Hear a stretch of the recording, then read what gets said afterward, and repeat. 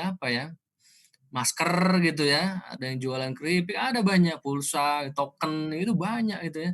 Ada jualan sayuran, nggak apa-apa gitu ya, ada jualan salad buah gitu ya, nggak apa-apa. Bahkan sampai dia bikin akun di marketplace ya, Tokped ya, Tokped, Lazada, karena produknya mungkin tidak cepat basi sehingga bisa dikirim kemana mana. Itu ya Mas, jualan produk orang nggak masalah. Yang penting untung kan, gitu ya.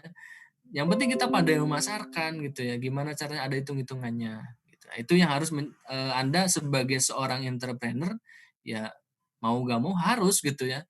Zaman sekarang kalau Anda mengandalkan biaya orang tua saja ataupun biaya beasiswa ya segitu-gitu aja. Tapi Anda kalau ingin punya cita-cita lebih, punya kemampuan yang sekarang Anda sudah punya kemampuannya, modal itu udah banyak ya.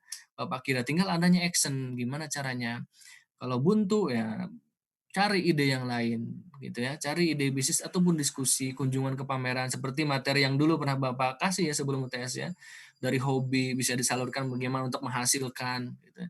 Itu adalah bagian daripada kita untuk menjadi seorang entrepreneur gitu ya.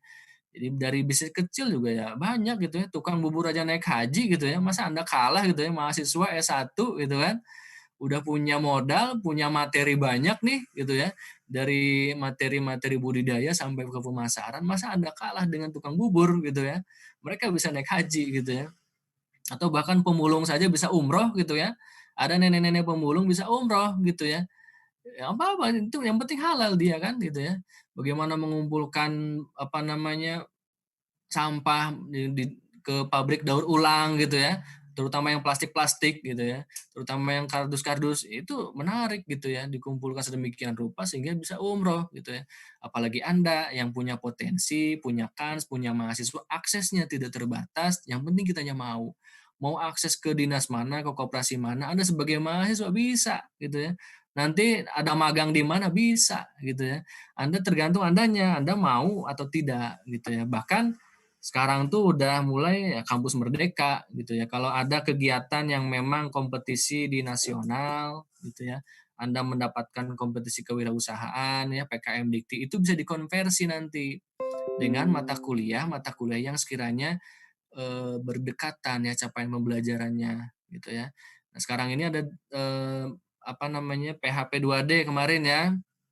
Ada dua mahasiswa agribisnis kan di sini ya. Siapa namanya lupa apa tuh? Rizky sama siapa ya? Ah lupa apa namanya. Ada orangnya nggak? Mita apa Rizky ya? Rijal, Rijal sama Kita sama Ah Nita. Rita, Riza Pak. ya. Riza sama Rijal sama Nita. ya Riza. Mita ya Dita ya. Antara itu ya dua orang ya. Satunya lagi itu semester 5. Itu nanti kami konversi mata kuliah mana yang sekiranya nyambung gitu ya. Baik yang sekarang ini belajar gitu ya mata kuliah yang sekarang ini belajar ataukah mungkin yang nanti di semester depan bisa jadi konversinya itu di semester depan gitu ya. Jadi artinya ini menjadikan prestasi ya selain mereka mendapatkan pengalaman itu ya mendapatkan akses pelatihan dan akses dana untuk pengabdian kepada masyarakat ya mereka juga tidak sia-sia apa yang mereka lakukan hari ini gitu ya sampai nanti di akhir semester gitu ya bahkan bermanfaat bagi masyarakat dan masyarakat antusiasnya sangat baik dan positif gitu ya termasuk pertukaran pelajar nih kampus Permata Sakti semester 5 kalian juga nanti dapat kesempatan itu gitu ya yang ingin belajar di UB, di Unsur, di UI ya nanti Anda tinggal mendaftar itu ya karena sekarang pandemi ya memang rada-rada ini ya agak-agak aneh ya karena memang daring ya. Kalau nggak daring Anda dikirim langsung ke UB, dikirim langsung ke UI, dikirim langsung ke UGM, Unsur. Bahkan kampus Kalimantan Timur, Sumatera itu bisa ya tergantung nanti pilihan, rekomendasi dan Anda dapat atau tidak di situ. Banyak ya, termasuk PKM ya, PKM tentang kewirausahaan, program kreativitas mahasiswa PKM itu ya, itu dari Dikti, ya, biasanya nanti akan dibuka ya. Yang penting Anda nanti tinggal bikin ya bisnis plan-nya. Perencanaannya berkelompok biasanya ya, minimal 2 angkatan, ada salah satunya satu angkatan di luar Anda. Gitu ya. Skemanya banyak ya, tentang teknologi, tentang penelitian, tentang pengabdian, tergantung Anda minatnya kemana apakah tentang kewirausahaan, dan lain-lain. Nah, itu banyak hal yang sebenarnya bisa dikembangkan. Bahkan dari dana ini saja, dari dana apa namanya, dana pemerintah, dana itu kita kita manfaatkan gitu, gunakan dengan sebaik-baiknya gitu ya.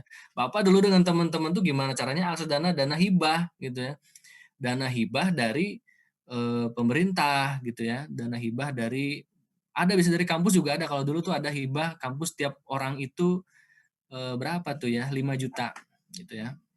Ini kalau kita berkelompok maksimal 5 orang itu 35 juta. Kalau Bapak dulu ya, kalau sekarang mungkin lebih gede ya. Itu Bapak dulu dapat 35 juta 5 orang. Bisnisnya apa gitu ya.